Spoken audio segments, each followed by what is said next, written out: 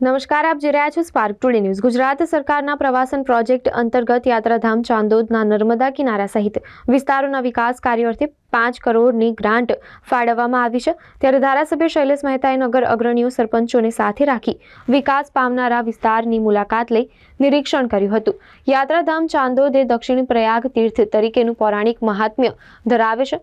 આ સાથે જ ગુજરાતના પ્રસિદ્ધ યાત્રાધામ ચાંદોદમાં પ્રવાસન પ્રોજેક્ટ અંતર્ગત શ્રી માધવાનંદ આશ્રમના ગેટ પાસેથી માર્કડેશ્વર ઘાટ સુધીના વિસ્તારમાં વિકાસ કાર્યો માટે 5 કરોડ ઉપરાંતનો વર્ક ઓર્ડર ફાળવવામાં આવ્યો છે।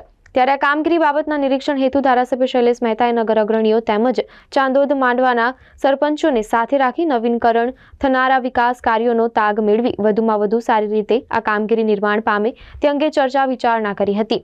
આ સાથે જ ઉલ્લેખનીય છે કે આ વિકાસ કાર્યોની સાથે સાથે નગરના દૂષિત પાણી નર્મદા નદીના પવિત્ર જળમાં ભળે નહીં તે માટે અંદાજિત 5 કરોડના ખર્ચે 2 MLD સુએઝ ટ્રીટમેન્ટ પ્લાન્ટની ગ્રાન્ટ પણ સરકાર દ્વારા ફાળવવામાં આવી છે।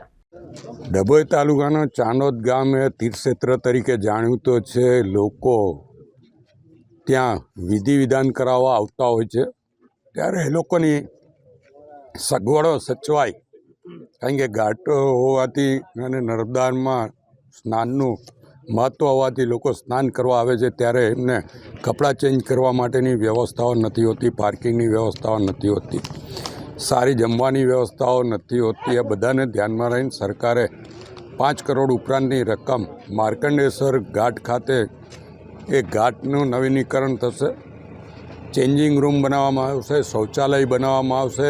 મોટી ઉંમરના લોકોને ચાલવામાં તકલીફ પડતી હોય ત્યારે રેલિંગનું પણ આયોજન છે, અને પાર્કિંગ માટે અને ફૂડ કોર્ટ માટેની પણ વ્યવસ્થાઓ ત્યાં ઊભી કરવાનો ટેન્ડર મંજૂર થઈ ગયું છે, વર્ક ઓર્ડર પણ અપાઈ ગયો છે, અને કોન્ટ્રાક્ટરે ગઈકાલે આ જગ્યાનું નિરીક્ષણ પણ કર્યું છે। ટૂંક સમયમાં આનું કામ ચાલુ થશે।